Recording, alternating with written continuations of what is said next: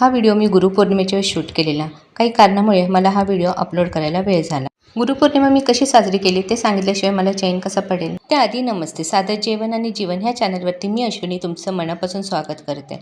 आवड असली की सवड काढावी लागते आणि आवड असेल तर कारणही देऊन चालत नाही. आता मी गुरुपौर्णिमा असल्यामुळे सर्व देव धुवायला काढलेले, देव पुसले, पूजले आणि त्यानंतर देवाची जमेल तशी मी साधी भोळी पूजा करून घेतली. पूजा झाल्यानंतर देव सगळे व्यवस्थित देवाऱ्यात मांडून घेतले. त्यानंतर देवाची पूजा केली, तुळशीला अगरबत्ती लावली. असं म्हणतात ना की देव प्रत्येक ठिकाणी पोहोचू शकत नाही, म्हणून त्याने देवाने आई वडिलांची रचना केली. ते मात्र खरं आहे, कारण की माझ्या आयुष्यातले सगळे छोटे मोठे निर्णय मी माझ्या आईला विचारल्याशिवाय घेत नाही आणि माझ्या आईने दिलेला सल्ला माझ्यासाठी नेहमी योग्यच ठरला. अशी आई मला गुरु म्हणून लाभली हे माझं नशीब आहे. त्यानंतर मी आणि माझी बहीण गेलो स्वामींच्या मठात. दुपार असल्यामुळे स्वामींच्या मठात फारशी गर्दी नव्हती, त्यामुळे आमचं दर्शन मस्त झालं.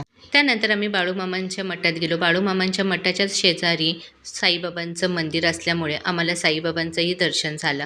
यावेळेस गुरुपौर्णिमा माझी खूप छान गेली, कारण की तिन्ही देवांना मी खूप मानते. गुरुपौर्णिमेचा उपवास असल्यामुळे आज जेवणामध्ये मी केलेला पुरणपोळीचा बेत. उपवास असला की आपल्या बायकांना वाटतं की दिवसभर आपण वनवासच भोगलाय.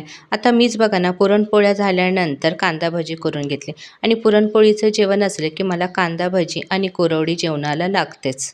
तुम्हीही उपवास असला की जेवणामध्ये वेगळे वेगळे पदार्थ करता का? मला कमेंट्समध्ये नक्की सांगा. स्वयंपाक झाल्यानंतर मी माझ्या स्वामींना नैवेद्य दाखवून घेतला आणि त्यानंतर मी जेवायला बसले. चला तर मग माझा व्हिडिओ आवडला असेल तर माझ्या व्हिडिओला लाईक, शेअर, सबस्क्राईब करा. आधीचेही व्हिडिओ बघून घ्या. धन्यवाद.